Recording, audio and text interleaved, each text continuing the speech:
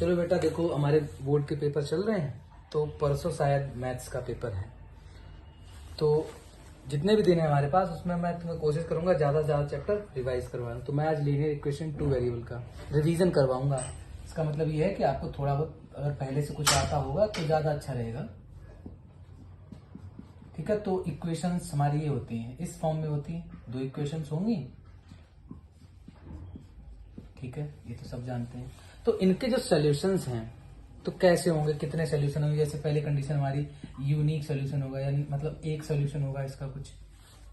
उसके लिए कंडीशन ये बनती A1/A2 not equals to B1/B2।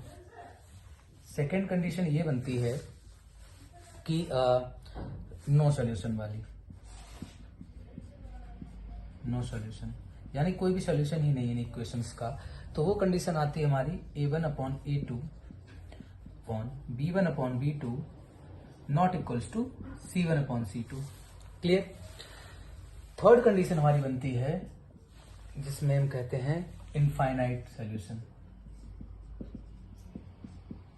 Infinite solution हो, इनफाइनाइट मैनी सॉल्यूशन। ठीक है, वो कंडीशन ये है कि A1/A2 equals to B1/B2 equals to C1/C2। Clear.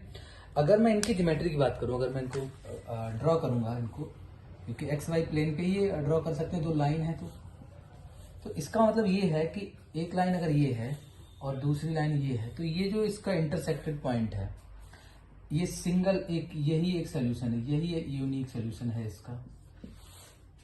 अगर मैं इसको ड्रॉ करूं तो वो ये होगा कि कोई सोल्यूशन नहीं, इसका मतलब दोनों लाइनें आपस में पैरेलल है। यहाँ पे लाइंस पैरेलल होती हैं। ठीक है, क्योंकि जब वो पैरेलल होंगी तो आपस में इंटरसेक्ट नहीं करेंगे, तो हमारा सोल्यूशन ही नहीं होगा कोई। क्लियर। और ये वाली जो कंडीशन ये है वो ये है, ऐसे है कि एक लाइन है और उसी के ऊपर एक लाइन हो ऐसे, तो उसके ऊपर तो जितने बहुत सारे इनफाइनाइट पॉइंट हो जाएंगे, तो वो पॉइंट क्या होंगे, उसका सोल्यूशन होंगे। तो इनफाइनाइट सोल्यूशन हो जाएंगे ना इस कंडीशन में। इतनी बात समझ में आ गई। अब बात आती कंसिस्टेंट और इनकंसिस्टेंट। तो कंसिस्टेंट है, इसका मतलब ये कोई ना कोई सोल्यूशन है, चाहे वो एक हो चाहे बहुत सारे हो। तो इस कंडीशन में आपके पास सोल्यूशन है तो वो कंसिस्टेंट है। समझ में आई बात। जैसे ये कंसिस्टेंट है और ये भी कंसिस्टेंट होगा,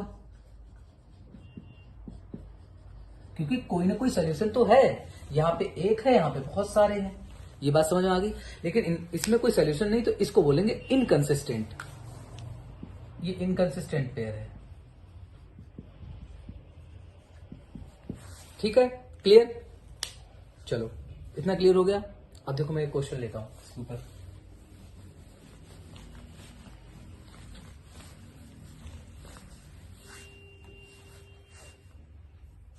तो एक क्वेश्चन ये है कि 2x plus 5y equals to 17 और 5x plus 3y equals to 40। ये 2 लाइंस हैं। अब इसके बारे में हमें बताना यूनिक सोल्यूशन है और फिर फाइंड सोल्यूशन। ये हमें शो करना है कि यूनिक सोल्यूशन। अगर यूनिक सोल्यूशन है तो पहले हम A1/A2 फाइंड करते हैं। तो A1 यहाँ से 2 है और A2 ये 5 है, 2/5 आया। B1/B2 फाइंड करें तो ये हो गया 5/3, क्योंकि 5 यहाँ से 3 यहाँ से। अब आप यहाँ से ये पाएंगे कि A1/A2 not equals to B1/B2 है। क्लियर। तो इस कंडीशन से हमारा ये पता लगता है कि ये इसके पास यूनिक सोल्यूशन है। ये कंडीशन यूनिक सोल्यूशन की होती है। क्लियर। अब इसने कहा फाइंड द सोल्यूशन, तो अब ये नहीं, मैं नहीं बताऊंगा आपको, ये तो आप सोल्यूशन करना आता है ना, वो चाहे सब्स्टिट्यूशन मेथड से कर दो, किसी से कर दो। इसके बाद मैं एक और क्वेश्चन लेता हूं।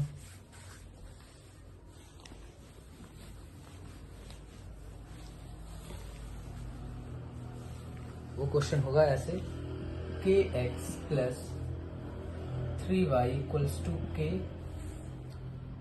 और है 12x plus ky equals to k।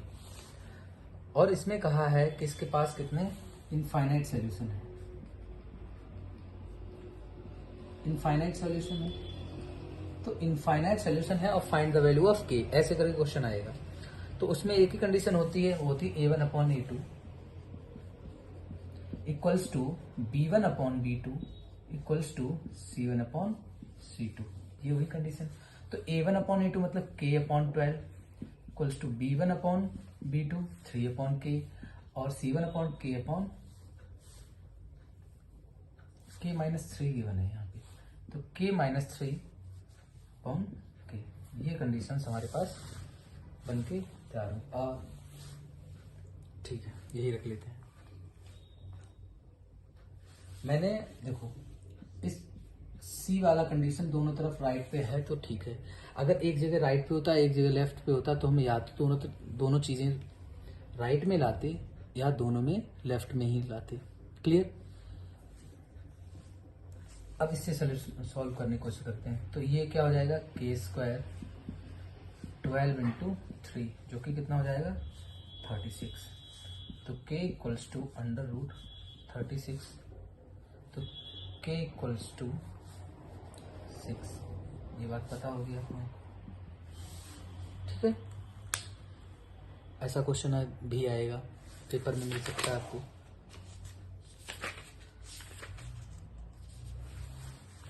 अब इसके बाद क्वेश्चंस हमारे जो वर्ड्स प्रॉब्लम आती है ना, उसके बाद ऊपर बताता हूँ।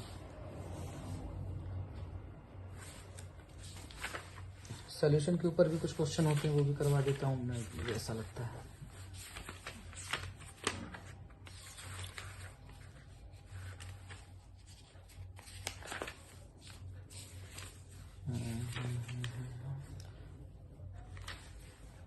देखो मैं जो 2 डिजिट नंबर होता है और 2 डिजिट नंबर का कॉन्सेप्ट बता देता हूँ। 2 डिजिट नंबर कैसे होता है, मैं जो एक बात बताऊंगा। जब 72 आप लिखते हैं, इसको एक्सपेंडेड फॉर्म में लिखते हैं छोटी क्लास में, तो कैसे लिखा जाता है, इस तरीके से लिखा जाता है, लिखा जाता है ना, क्योंकि ये 1s प्लेस है, ये 10s प्लेस है। वैसे ही अगर मैं XY कोई 2 डिजिट नंबर लेट करूं तो वो क्या होगा, 1s प्लेस और ये 10s प्लेस, कुछ इस तरीके से होगा। इतनी बात आपको आ गई होगी। ये 2 डिजिट नंबर हम लेट करते हैं और उसमें x और y क्या है, डिजिट्स हैं। x एंड y क्या है, डिजिट है, किसके, 2 डिजिट नंबर के। क्लियर? अब मैं क्वेश्चन लेता हूं, आप उसको देखो। क्वेश्चन ये है, the sum of 2 digit number is 12। ठीक है, मैं नंबर क्वेश्चन नोट डाउन कर लेता हूं। The sum of 2 digit number is 12। The number obtained by interchanging its digit. The number obtained by interchanging its digit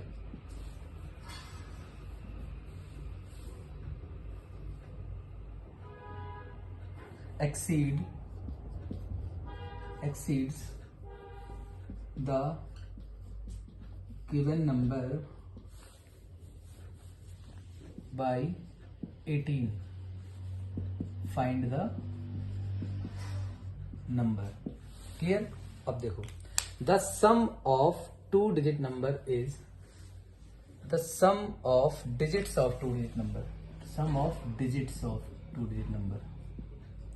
तो अब आप बताइए कि हम लेट करते हैं, लेट 2 डिजिट नंबर इज कितना, 10x प्लस वाई लेट करेंगे। पहली कंडीशन ये है कि जो डिजिट्स हैं उनका सम क्या है। डिजिट्स क्या है हमारा, x और y है, उनका सम जो है वो 12 है। पहली कंडीशन तो हमारे पास निकल के ये आई है।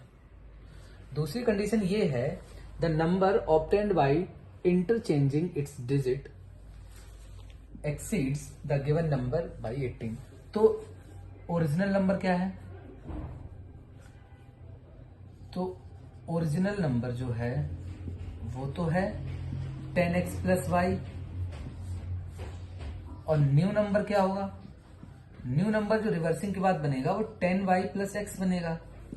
और जो कंडीशन ये है वो ये कह रहा है कि न्यू नंबर है वो एक्सीड कर रहा है, मतलब वो ज्यादा है ओरिजिनल नंबर से, वो भी कितना, 18। क्लियर, ये बात है। जो नंबर है, न्यू नंबर बना है जो रिवर्स करने के बाद वो ओरिजिनल नंबर से 18 एक्सीड कर रहा है, यानी कि ज्यादा है, ये कम है, तो ज्यादा से कम को माइनस करोगे तो आपके पास 18 आएगा। तो 10y plus x minus 10x minus y equals to 18। इससे अगर मैं इसको माइनस करूं तो 9y minus 9x equals to 18। तो y minus x equals to 2, क्योंकि 9 से उसको डिवाइड कर देंगे। तो दो इक्वेशन हमारे पास बन गई। अगर मैं इसको सॉल्व करूं तो y plus x equals to 12 हो गया हमारे पास एक, तो ठीक है, y plus x equals to 12 हो गया एक तो हमारे पास। अब मैं इसको ऐड कर दूं, ऐड करेंगे तो 2y इक्वल्स टू 14, तो y इक्वल्स टू क्या आ जाएगा, 7 आ जाएगा। अगर y इक्वल्स टू 7 हो जाएगा तो x इक्वल्स टू कितना आ जाएगा, 5, क्योंकि इसमें पुट करोगे ना। तो हमारे पास नंबर बनके जो तैयार होगा, नंबर बनके क्या तैयार होगा, वो होगा 10x प्लस वाई, तो 10 इंटू 5 और ये 7, यानी कि हमारे पास 57 वो नंबर निकल के आया है। क्लियर, ये होता है 2 डिजिट नंबर का कॉन्सेप्ट। ठीक है, आ गया, चलो आगे चलते हैं।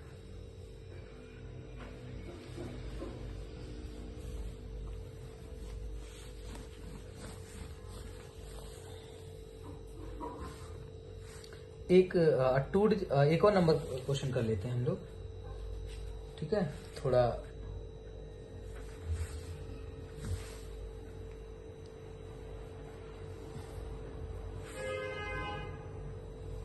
A 2-digit number is 4 times the sum of its digits. A 2-digit number is 4 times the sum of its digits and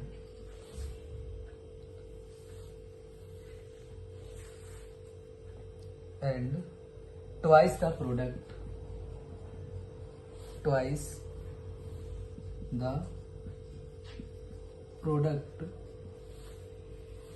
of its digit.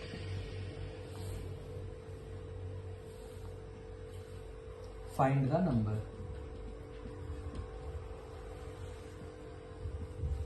ठीक है, ये क्वेश्चन है, a 2-digit number is 4 times the sum of its digit. पहली condition क्या है, एक 2-digit number है जो कि 4 टाइम है सम ऑफ इट्स डिजिट।